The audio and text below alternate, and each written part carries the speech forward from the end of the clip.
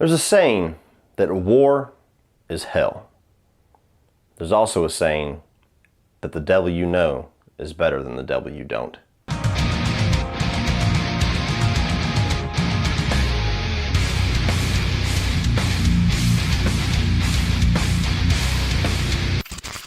First Blood tells the story of a Vietnam vet returning to the States trying to reinsert himself into civilian life when the abusive nature of the police force of Hope, Washington unleashes his killer instincts. Alright guys, in anticipation and leading up to Last Blood, the final Rambo movie, or what's presumed to be the final Rambo movie, I decided to take a dip away from the horror genre for a while and take on another one of my favorite genres, which is action movies, and go over the entire Rambo franchise leading up to the release of Last Blood.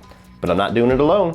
I'm doing it with my good friend Sean Chandler from Sean Chandler Talks About. If you guys have ever looked up an MCU video or a ranking video, you probably know who Sean Chandler is. And if you were a veteran of the Cody Leach channel, you've probably seen quite a few of the collabs that we've done over the years, especially early on.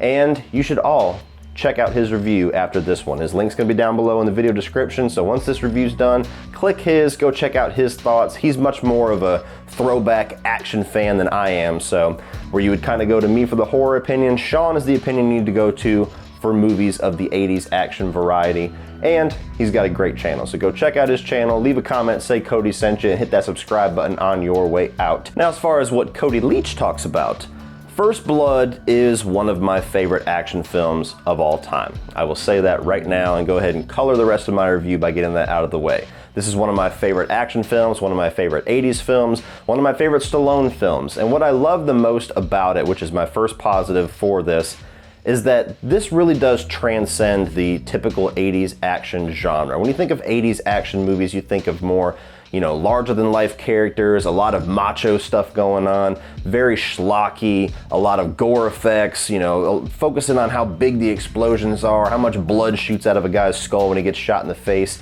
First Blood is anything but that. There is action, there is a little bit of that macho sense to the character of John Rambo, not nearly as much as the later sequels that we're gonna get into later. But what First Blood does so great is that it transcends the typical 80s action genre, or just the action genre in general, by having a lot to say. Yes, on its surface, this is the story of a Vietnam vet, a very buff killing machine that gets put against this kind of evil, this kind of wrong that he is put against with this sheriff and this police force in this small town, and it's about their battle of wills and who's going to come out on top, and this slowly ratcheting conflict between Brian Dennehy and Sylvester Stallone. But underneath the surface of that, this movie talks about a lot of things that most action films don't bother themselves with. It talks about PTSD, it talks about the treatment of the Vietnam vets when they came back, it talks about the effects of war, it talks about the effects of a person's ego and how the ego can be your downfall. All of that, plus a lot more that's just kind of brewing under the surface, that you can watch this on its surface and just see an action movie where Stallone is versus this guy who's kind of a prick, or you can go below that and get a lot more for your buck with First Blood. And at the center of all that is the character of John Rambo, who is one of the two iconic characters that Sylvester Stallone has brought to life, which, pause for a second, and you have to give credit where credit is due to Stallone. Yes, he's done a lot of things with his career. He's had highs, he's had lows, but how many actors can honestly say that they have made two characters iconic? Two characters that are synonymous with their name. When you think of Stallone, you think of Rocky, and you think of Rambo. And as many Oscar-winning actors, as many action heroes as we had in the 80s and the 90s, even like Schwarzenegger, who for a time was probably the biggest action star out there, can't say that he's brought more than the Terminator to an iconic sense. Sylvester Stallone has brought two. But just talking about John Rambo, this is one of the most deep and interesting characters in the action genre, especially in the portrayal in First Blood, because there's so much going on in this character's head, and that's really where they focus the story and where they focus a lot of the themes in First Blood. Sylvester Stallone doesn't even really have a whole lot of speaking lines in this first film. A lot of it's physical performance, a lot of it is emotion, a lot of it's behind his eyes. It's about how he reacts to certain situations, how he reacts to Brian Dennehy, how he reacts to the rest of the police force and their mistreatment, and how he reacts to a razor blade being shoved in his face, how he reacts to a helicopter being right there when he's on the cliff of a mountain. So many things that's just about how John Rambo survives. Don't move. I don't want you to catch your own throat.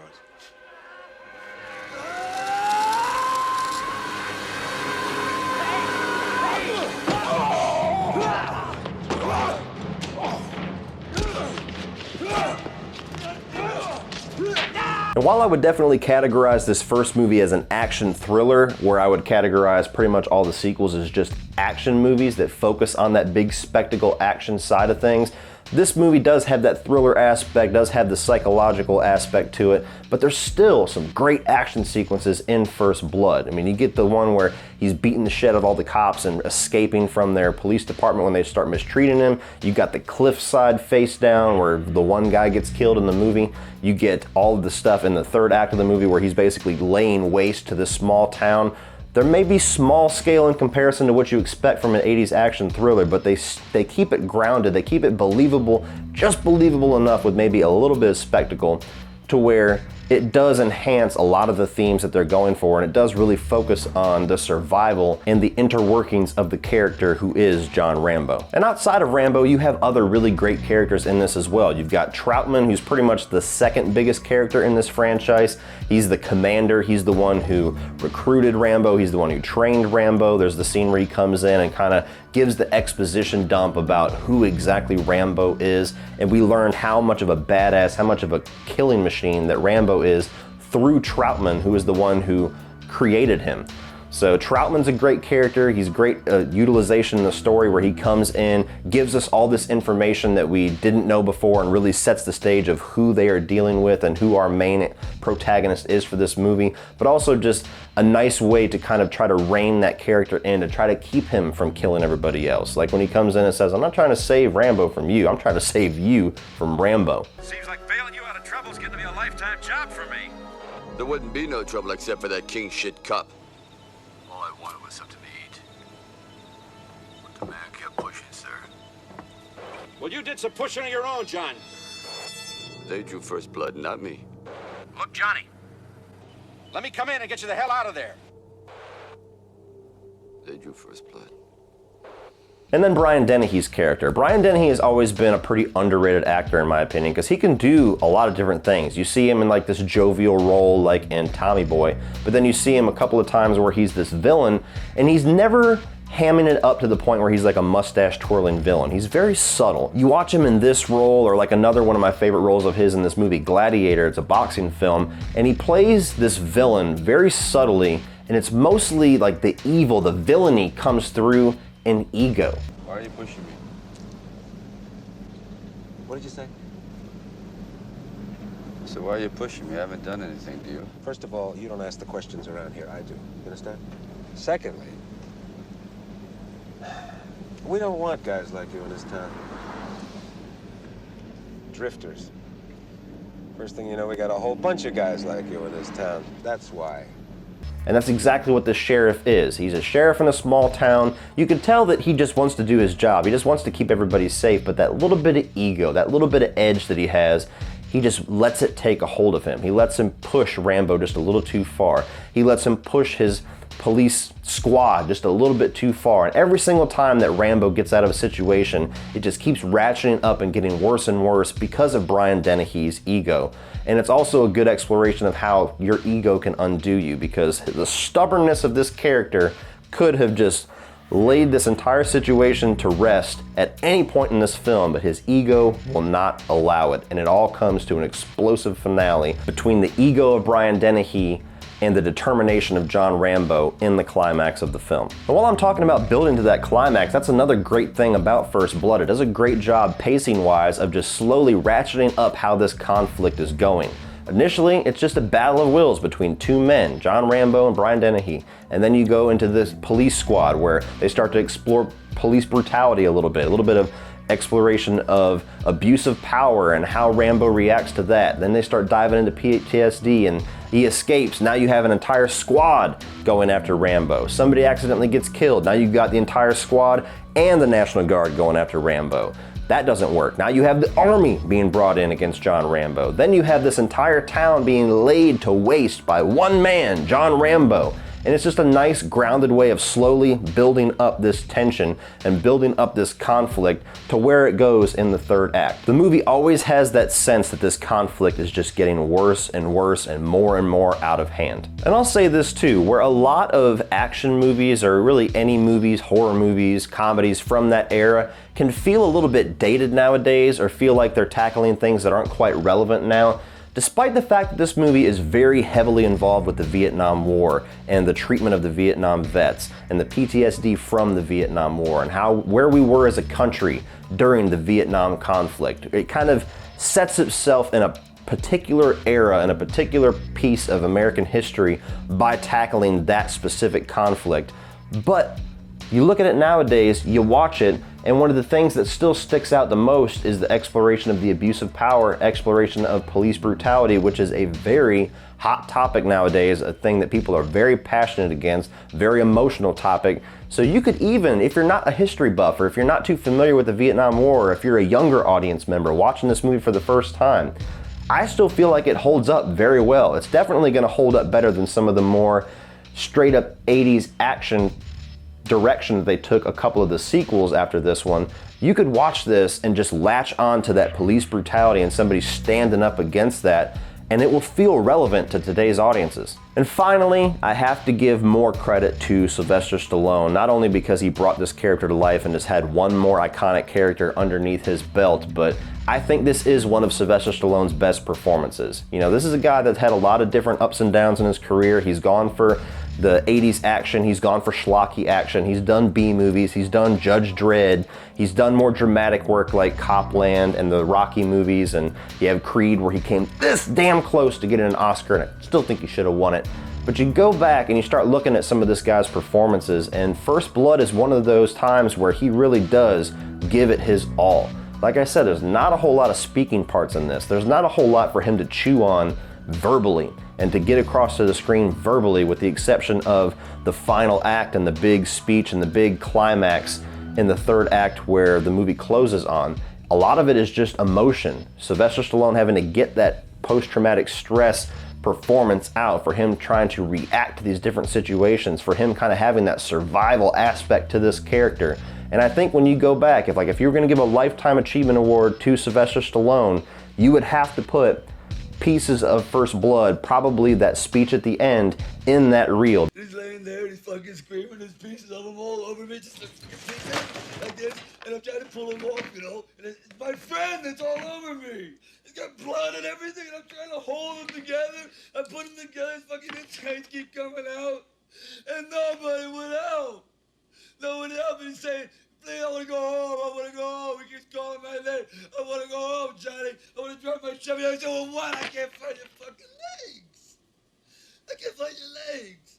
Now, as far as some things that I'm mixed on with First Blood, I have two things that I'm going to notate. One is more of a for your information, because it actually doesn't bother me at all, and I'll give my reasons for that, but it will bother a lot of people, and I believe it bothered a lot of critics when this movie first came out, before they could truly appreciate what it was going for. The other one is just a minor nitpick, and I have no negatives for this film. So aside from the two things I'm about to get into, I think it's damn near a flawless action film. The first thing is that the way this movie wraps up is a very unique way. I mean, this movie does a lot of unique things, especially for the action genre, but it doesn't necessarily build to this ultimate slam bang spectacle action climax between Rambo and between this sheriff. It really is more of an emotional climax and an emotional crescendo for the character of John Rambo, where you've been kind of diving into his mental state for the entire film. You've been seeing how he reacts to certain situations. You've seen how he does the survivalist thing, where one of my favorite scenes of the film where he's setting up all these traps in the woods and everybody's coming after him, and he takes all of them out one by one by one.